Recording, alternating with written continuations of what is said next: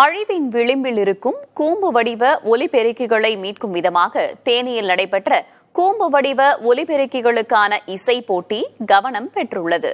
கோயில் திருவிழாக்கள், திருமண வீடுகளில் பாடல்களை ஒலிபரப்ப பயன்படுத்தப்பட்ட இவ்வகை ஒலிபெருக்கிகள் காட்சி பொருளாக மாறிவிட்டது என்றே சொல்லலாம். நவீன தொழில்நுட்ப யுகத்தில் விதவிதமான ஸ்பீக்கர்கள் சந்தைகளை ஆக்கிரமித்திருக்கும் நிலையில் கூம்பு வடிவ ஒலிபெருக்கி குறித்து இக்கால இளைஞர்கள் அறிந்திருக்க வாய்ப்பில்லை.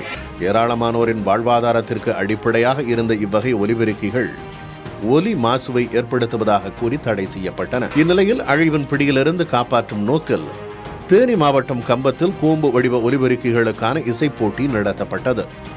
தேனி, திண்டுக்கல், மதுரை, விருதுநகர் மாவட்டங்களைச் சேர்ந்த மைக் செட் உரிமையாளர்கள் இதில் கலந்து கொண்டனர்.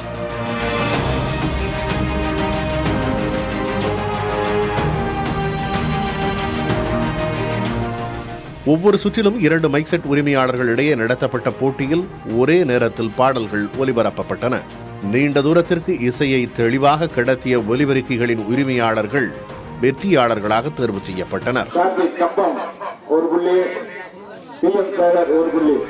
கூம்பு வடிவ ஒலிபெருக்கிகளை பயன்படுத்த தமிழக அரசு அனுமதி தர வேண்டும் என மைக் செட் அமைப்பாளர்கள் வலியுறுத்துகின்றனர். இந்த கோலா போறத சுதந்திரமா இந்த போட்டியில நடத்துறதுக்கு, மற்ற கோயில் திருவிழா, பொதுச்சோழி விசேஷங்களுக்கு இந்த கொலா அப்படி வச்சு போறதுக்கான அனுமதி எங்களுக்கு வேணும். இது தமிழ்நாடு அரசுக்கு கோரிக்கை நாங்கள் வருஷம் நடத்தும் போது வச்சுட்டே இருக்கோம். அது ஒன்று இது மாதிரி இல்லை. திரும்பவும் நாங்கள் கஷ்டப்படுத்தி அந்த போட்டியில் நடத்திட்டு இருக்கோம். அதே மாதிரி இன்னொன்று என்னன்னாக்க, மைச்செட்டுக்காரங்களுக்கு நாங்கள் குறைஞ்சி இந்த 10 வருஷம் 13 வருஷமாக போட்டி நடத்துகிறோம். நலவாரியம் வேணும்னு கேட்கிறோம். கோரிக்கைகளை ஏற்று கூம்பு வடிவ ஒலிபெருக்கிகளுக்கு அனுமதி அளிக்க தமிழ்நாடு அரசு முன்வருமா என்பதை பொறுத்திருந்துதான் பார்க்க வேண்டும். புதிய தலைமுறை செய்திகளுக்காக கம்பம் செய்தியாளர் சுரேஷ் மற்றும் திண்டுக்கல் செய்தியாளர் காளிராஜன்.